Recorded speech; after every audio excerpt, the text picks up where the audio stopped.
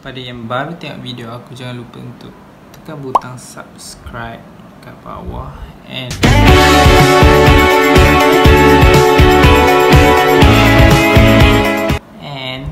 hari ni aku nak buat review makanan yang terbaru daripada Subway.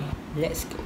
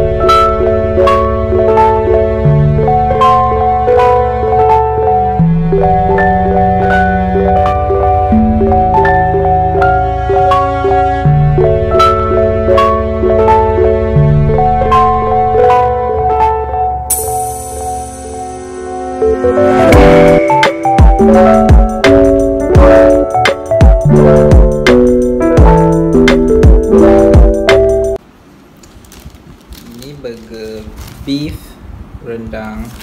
So aku nak try dulu yang ni.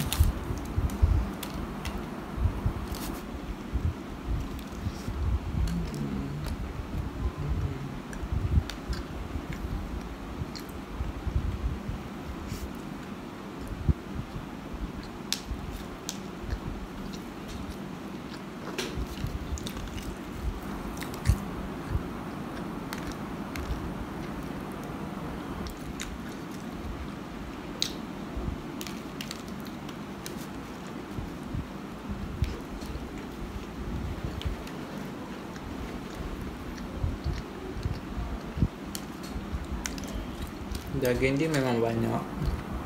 Dan aku letak cheese sekali kat sini sebab aku suka cheese. And sayur korang boleh pilih. Ada macam-macam sayur. Roti pun sama juga.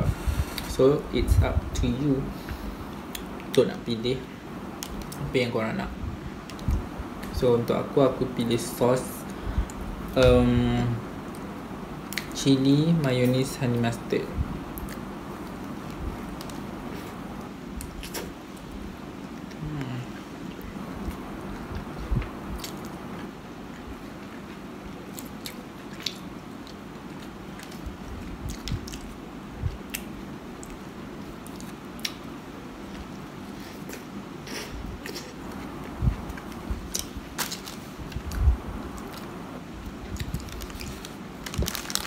Kita akan rasa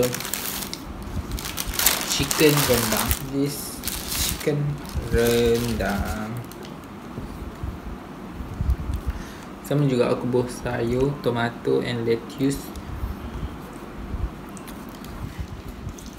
Let's see.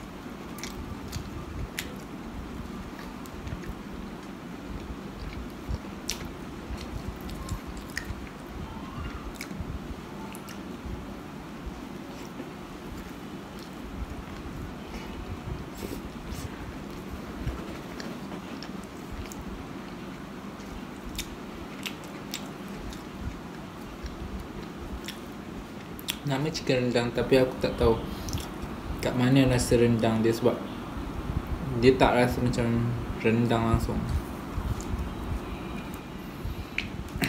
But still it tastes good and that.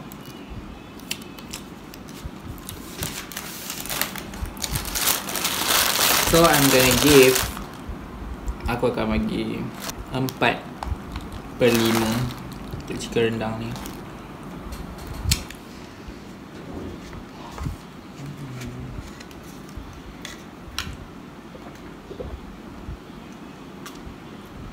Aku akan pick one cookies from Subway. So hari ni aku makan white chocolate macadamia.